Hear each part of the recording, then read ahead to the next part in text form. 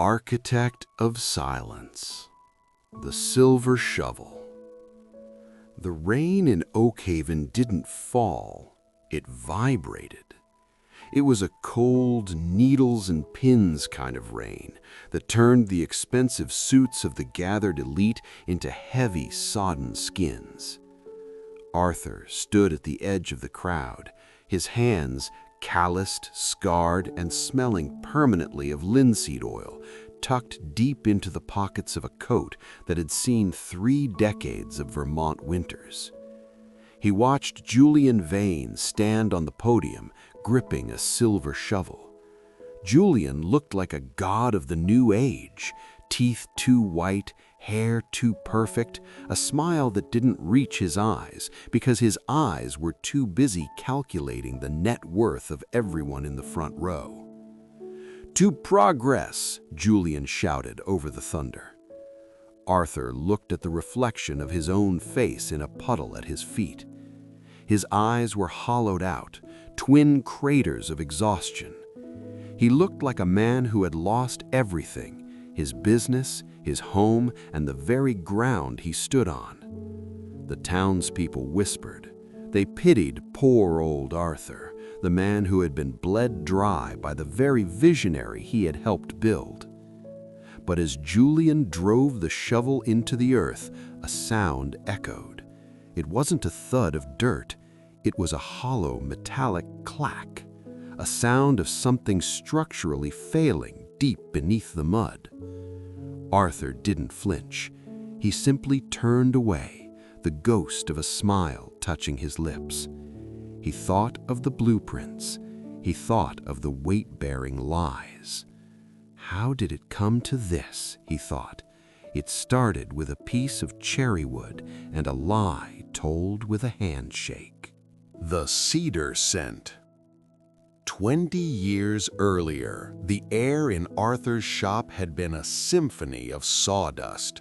If you closed your eyes in Arthur's presence, you didn't hear a man. You heard the rhythmic shuck-shuck of a hand plane curling ribbons of cedar into the air. He was a man of the grain. He understood that wood, like people, had a memory. If you forced it to bend too fast, it would wait 10 years just to snap back and break your ribs. "Mr. Penhaligon?" The voice was bright, polished, and entirely out of place among the cobwebs. Julian Vane, 25 and smelling of expensive citrus and ambition, stood in the doorway. "I hear you're the only man in the state who knows how to join timber without a single nail," Julian said, stepping over a pile of oak shavings as if they were filth. Arthur didn't look up. He was focused on the tension in his forearm. Why do they always want the invisible strength, he wondered. They want the beauty of the joint, but they hate the time it takes to make it. "Nails are a confession of failure," Arthur murmured. His voice was like gravel rubbing together. "I like that," Julian laughed, pulling out a checkbook. "I want to build something that never fails, and I want you to be the soul of it. I don't just want a builder, I want a partner." Arthur finally looked up. He saw a young man who looked like he had never bled for a paycheck. His internal monologue, usually a quiet stream, surged with a warning. This man doesn't want a partner, he wants a pedestal. But Arthur's daughter, Claire, was starting college in the fall. The mortgage on the shop was a tightening noose. And so Arthur did the one thing a humble man should never do. He mistook a predator's hunger for a visionary's passion. He wiped his hand on his apron and shook Julian's hand. The skin was soft. It felt like shaking hands with a secret. The parasite's smile. The betrayal wasn't a sudden blow. It was a slow erosion. Over the next decade, Julian's vain developments transformed Oakhaven from a sleepy village into a boutique destination. At every step, Arthur was there. He was the master craftsman featured in the brochures. He worked 18-hour days, his joints aching in the damp Vermont nights, ensuring that every beam was true. But the partnership was a ghost. "Arthur, buddy, the investors are nervous," Julian would say, draped in a $4,000 cashmere coat, while Arthur wore a flannel shirt stained with sweat. "I need you to sign this quitclaim deed, just a formality. It helps with the bridge loan. You trust me, right?" Arthur would look at the papers, the legalese blurring before his tired eyes. He felt a cold stone forming in his stomach. "He's taking the dirt from under my boots," Arthur thought. "He's smiling, and he's taking it all." "Is the legacy safe, Julian?" Arthur asked once, his voice trembling with a vulnerability he hated. "The craftsmanship, it stays?" "Of course, Art. Your name will be etched in the cornerstone." Julian lied the way other people breathed, effortlessly and without thought. By the time the Grand Vane Hotel was halfway finished, Arthur's name had been scrubbed from the legal filings. His equity had been diluted into nothingness. He was no longer a partner, he was an independent contractor whose invoices were suddenly being reviewed for discrepancies. Arthur stood in his workshop one night, clutching a notice of foreclosure. The smell of cedar, once his sanctuary, now felt like the scent of a casket.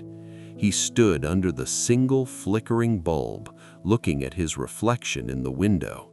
He didn't see a master, he saw a fool, a man whose kindness had been used as a bridge for a man who didn't even know how to hold a hammer. He felt a primal urge to scream, to burn the hotel down. But Arthur was a man of the grain. He knew that fire was loud and brief. Gravity, however, gravity was the internal winter. Arthur stood in the center of his workshop, the silence so thick it felt like physical pressure.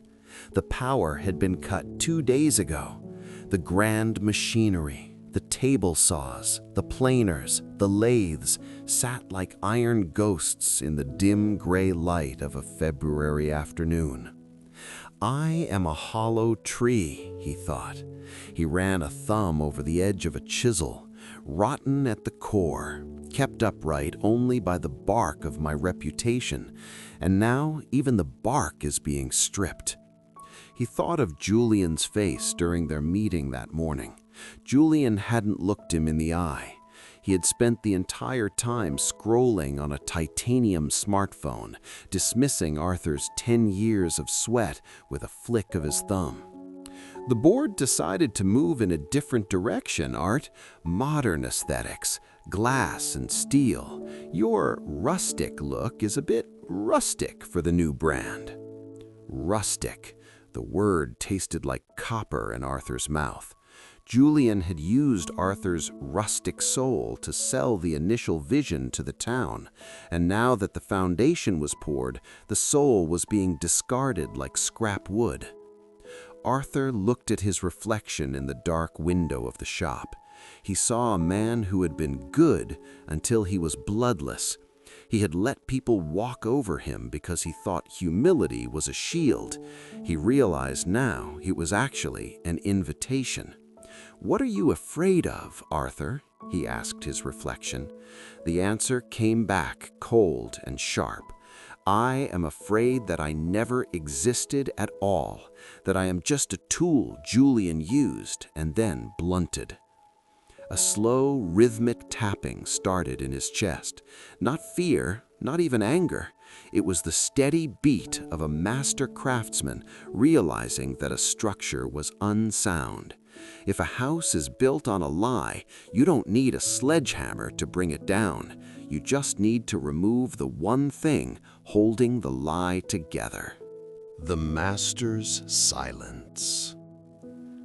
2 weeks later, the direction changed again. Julian appeared at the shop, smelling of expensive gin and desperation. The modern glass phase had hit a snag. The soil at the cliffside site, the crown jewel of the Vane estate, was shifting. The high-tech steel pylons were humming with the stress of the earth. The billionaire investors were panicking. "Art, I need the old magic," Julian whispered, leaning over Arthur's workbench. "The interlocking joinery you talked about, the way you can make a structure breathe with the mountain. If you save this, I'll restore your shares. I'll make it right. I swear on my life." Arthur didn't look up from the piece of scrap maple he was sanding. "He's swearing on a life that has no value," Arthur thought. "He thinks I'm a dog that comes back for the whistle." "The ground there is treacherous, Julian," Arthur said softly. "It requires a very specific internal balance." "Whatever it takes, write your own check." Arthur finally looked up. His eyes were as flat as a frozen lake. "No check, Julian. Just a contract stating I have total structural autonomy. No inspectors until the final walkthrough. You want the master's touch? You have to let the master work in private." Julian laughed, a sound of pure relief. "Done! You're a lifesaver, Art, truly, a saint." "I am no saint," Arthur thought, as Julian skipped out the door.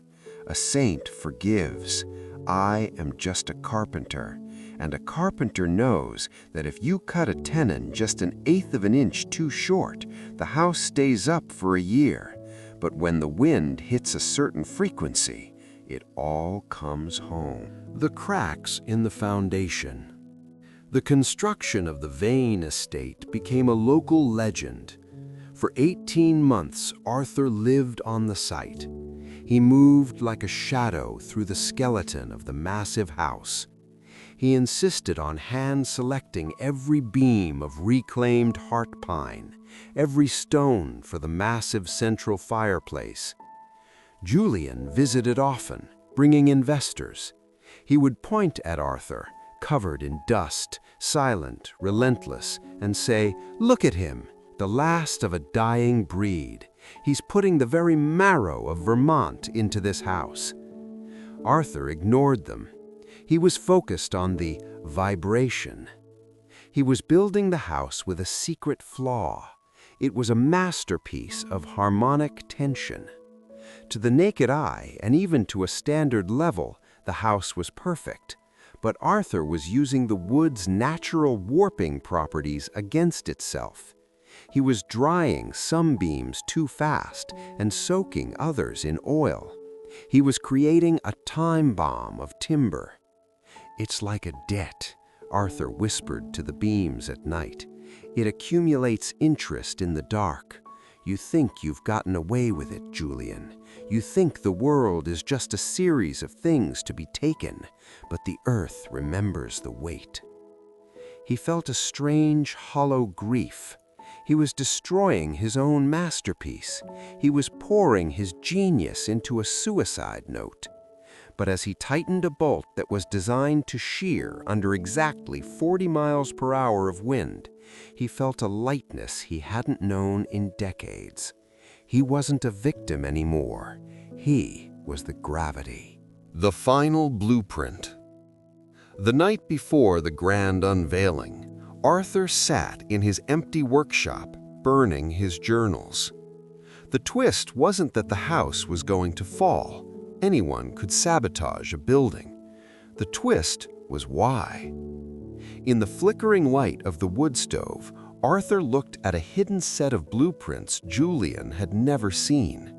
Julian thought Arthur was building a house for him, but Arthur had discovered, through his research into the land deeds Julian had acquired, that the Vane estate sat directly over the Old Town aquifer, the one Julian had illegally diverted to save money on the development. Arthur hadn't just built a weak house, he had built a siphon. By using the weight of the massive stone fireplace as a literal plunger, the moment the house shifted, which it would tonight during the forecasted storm, it wouldn't just collapse, it would trigger a hydraulic surge that would flood the entire lower commercial district, every property Julian owned. Arthur hadn't just targeted a building, he had targeted Julian's entire empire. He wanted me to be the soul of his project, Arthur thought, blowing the ash from his hands. He forgot that the soul is the part that judges. This brings us back to the rain, the silver shovel, the hollow clack. The grand opening gala was a sea of tuxedos and silk. The house looked magnificent, glowing like a lantern on the cliff.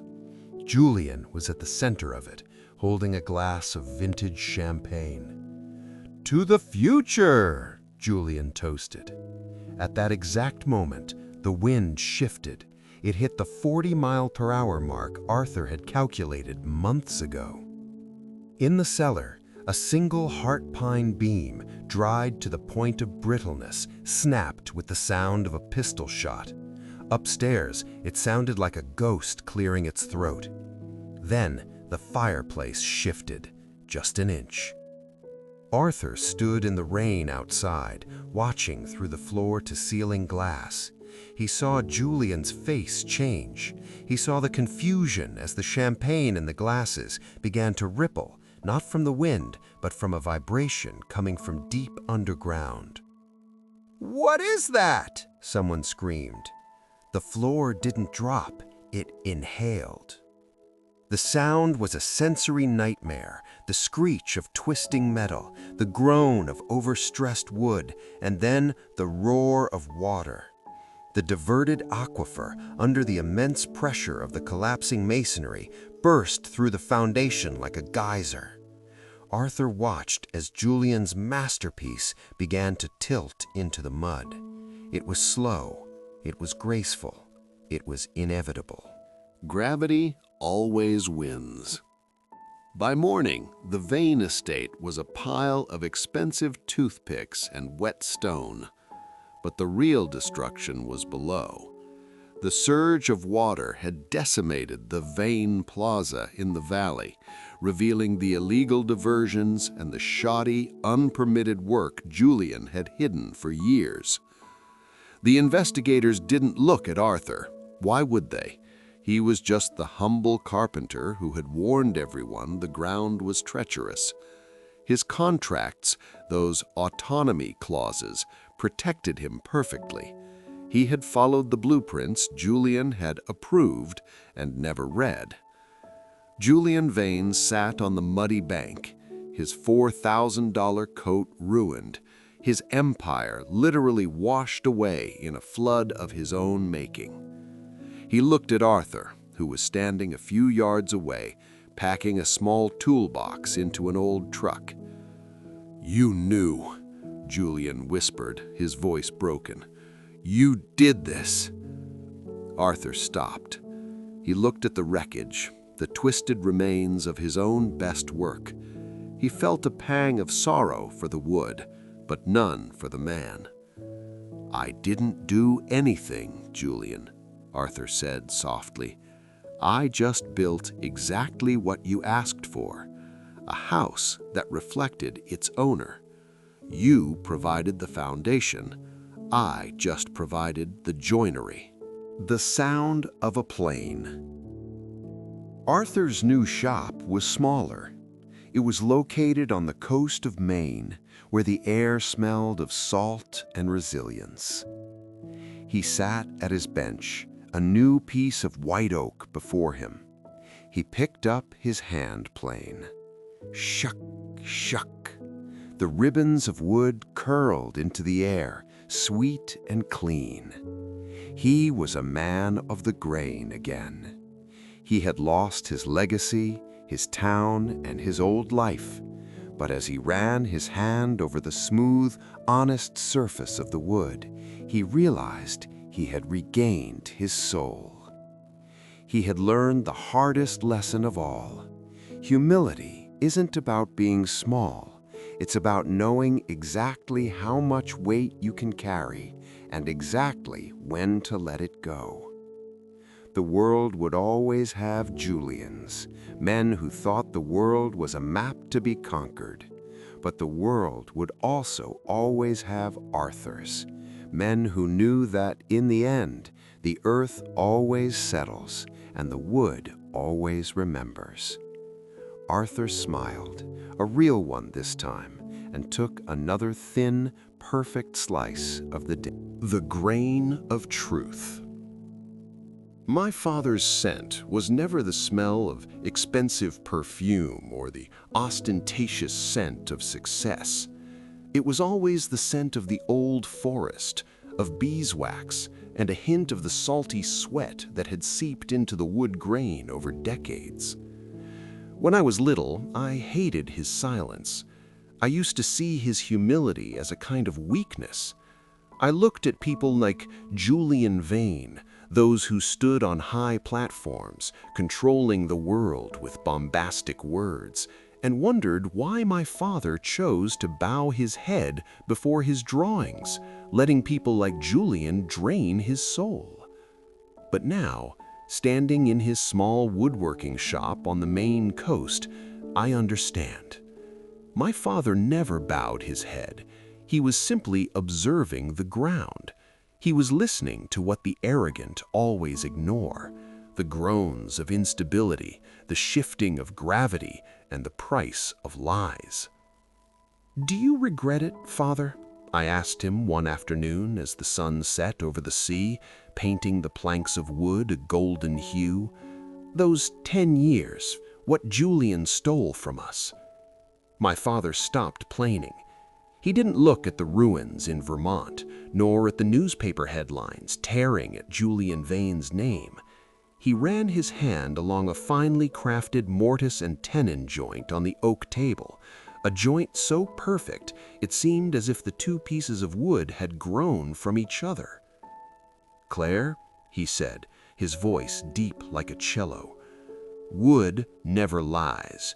If you force it into a shape it doesn't belong to, it will wait, it will endure, but eventually it will find its true nature. I'm just helping that process happen on schedule." I looked at my father's hands. The scars, the calluses were no longer symbols of a victim of exploitation. They were the map of a hunter of justice. In Julian's world, everything was superficial: glass, steel, and empty contracts. In my father's world, everything was profound. He taught me the greatest lesson of cause and effect without a word of religion or philosophy. Justice doesn't have to be a raging storm. Sometimes it's just a nail pulled out at the right time, a silence in the right place, and the patience to let decay end its own course. That evening, I helped my father clean up the workshop. As I swept away the last of the wood chips, I realized Julian Vane never really took anything from my father. He only took temporary things: money, fame, brick buildings, and the soul he promised to honor was still here, in this pure scent of wood shavings, in the freedom of a man who owed nothing to the world anymore. My father continued planing wood. Shook, shook. That sound was like the heartbeat of a world readjusting itself to balance, and for the first time in my life, I felt truly at peace. If this story touched your heart, please subscribe and hit the bell icon to join our community of night listeners. Share your thoughts in the comments. What is a broken thing in your life that you are learning to mend?